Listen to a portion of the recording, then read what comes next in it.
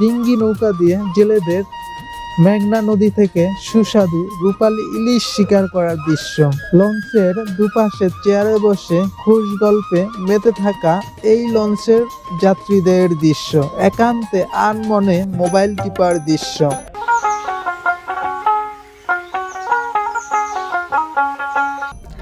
লঞ্চের নাকের উপর বসে লঞ্চ ভ্রমণের স্বাদ নেওয়া যায়।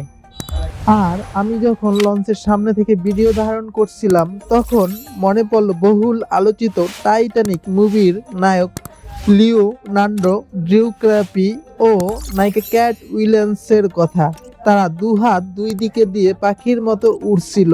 লঞ্চ যখন চলে, লঞ্চের সামনে আসলে এরকম একটা ফিল পাওয়া যায়, মনে হয় যে দুহাত দুই দিকে দিয়ে উড়ছি।